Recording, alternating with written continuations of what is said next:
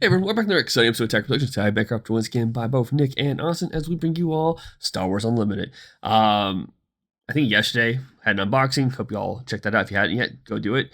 But yeah, new card game. We got Luke and Vader going at each other, and then we also have red and green. This game is very easy to pick up, but very complicated to look at. So we're gonna kind of talk about it as we go. And this is at normal speed, guys. So let's get into it. What's going on?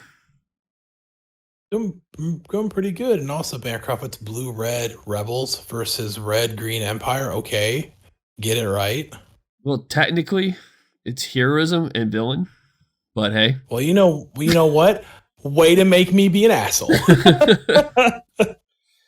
So the idea of the game is you determine who goes first by methods. I think we just do high roll on 2 dice, and then that player has the initiative token, which means they'll act first in the phase. Phases are around. You just go back and forth doing actions during the phase, and you draw 6 cards, and whoever goes first, and both players will set 2 down as your resource.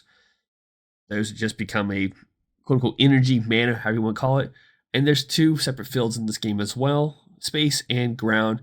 And unless otherwise stated, they can only attack the base or units in that said area. Or I guess, sorry, arena is what it's actually. That arena. Mm-hmm. Yeah. I've done a lot of looking up for another video, so.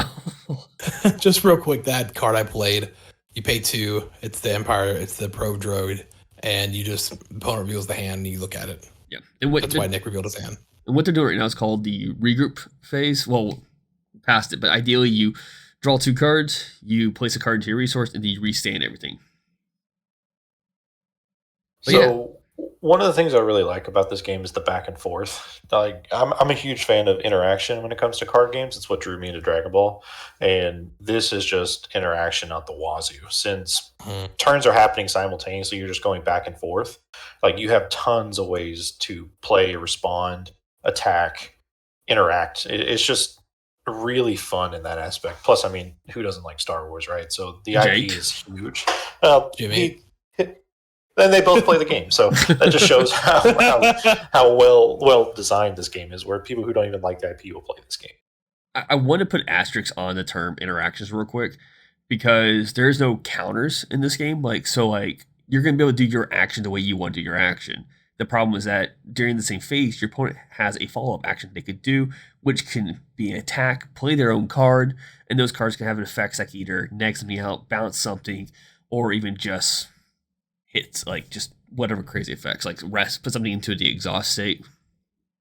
Yeah, like right here, Nick he's using an action to bounce this card back to my hand, but also add 2 experience tokens to Yoda, and then he. I think he gets to attack with it too, or is that right? Yeah. Or is it just you attack with it?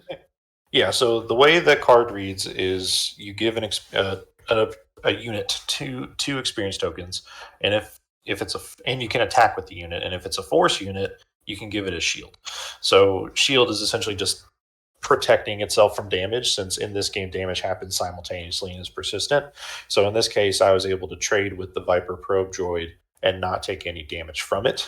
And Yoda himself has Restore, which I can heal damage that was done to my base.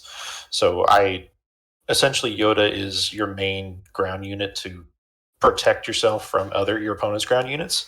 You just use him to spam himself out, buff him up, heal your own base while getting rid of your opponent's cards. And what I did there was I played a card that allows me to give an Empire unit or a villain unit a +2 and it can attack. So I use what I think everyone's calling DJ Radar Technician.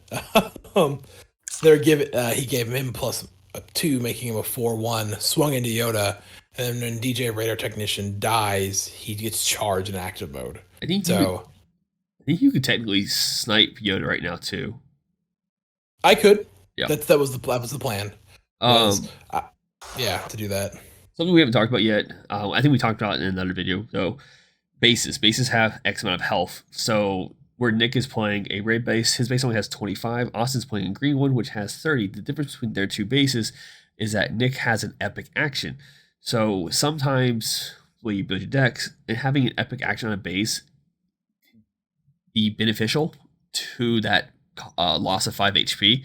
It just depends on how, more or less RNG a lot of times. As long as you build your deck the way you want to, you should be fine.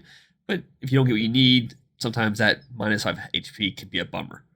But once you use an epic action such as the base or even deploying your leader, that's a once per game effect. So once you've used it, it is done for. It's so fun too because each leader, well, not every single leader, but the leaders will have an effect they can, or their persistent effect. I think there's one that has a persistent effect, and the rest have an activatable effect. Like Vader has one where if I play a villain unit, I can then tap Vader and tap one resource to do a damage to a unit and damage to a base. And then there's open fire to kill the Yoda. I was going to say, Nick was Voltron. Yeah, he's Voltron that Yoda up right now. Yeah. And I'm like, no, I'm gone. But then you... Say, that's the interaction part where Nick was referring to. Like, he was prepping a really big guy to keep it alive and do things to make it harder for Austin to kind of get attacks in because he needs to focus on get Yoda. But Austin's response was, I'll just deal 4 damage to using this event card. I think it was an overkill by 1 also, but I'd rather just give the overkill with, and then like Luke's leader skill though is you can tap him, I think pay a resource, is it? And you give a unit a shield. A heroic unit a shield. So essentially, both these leaders came out of the starter deck 2-pack. So these are kind of foils to each other, where Luke is protecting his units and Vader's just straight dealing damage. And you can see we put this little token on my base since it does have that epic action. It's a once per game effect. That's just a little reminder saying that I can't use that action again. And for Tarkin Town, it should be shown in the thumbnail, but it deals 3 damage to a damaged non-leader unit. So there's rare bases in every color which have different effects with them too. And the reason I like Tarkin Town is just for that little piece of removal. So I use my blue units like Yoda, and I do have some others in here that control the board. And if they can't kill a unit straight outright, that's when the Tarkin Town comes into play and pops something. And sometimes it's nice to be able to, like, if your opponent deploys a leader and it gets some damage on it, or you're able to kind of like smack the leader a little bit, that extra 3 damage to knock out a leader is also important. Well, this one's not non-leader, so I can't use it. Is that one non-leader? Oh, yeah. Don't do damage to a non-leader unit. Sorry. That's right. Yeah, but one thing to like about this game is the colors make a lot of sense. If you've played Magic, Red's very similar to the Magic aspect of Red, where your units will like just do like small damage here and there. Like they'll kind of like death by 1,000 kind of cuts a lot of times. And then it's like lots of like kind of lightning bolt style cards. And then green is very resource control-y too, because you can ramp with resources, and it does too a lot of like, I think, what else does green do? Green ramps. Green's the ramp color, and it's a control-y color. Color, yeah. Yeah, it does a lot of healing itself, so you heal your bases a little bit. It has a lot of overwhelming units, so essentially that's another keyword in this game where your excess damage if you attack an opponent will go into the base. So green is, I think it's just called command is the name of the color, so just think of that aspect as being more of a control-y style. Yeah, and then blue is like very lots of shield, lots of healing your units, healing yourself, healing your base. It's a really good color. I think blue is one of my favorite colors, actually.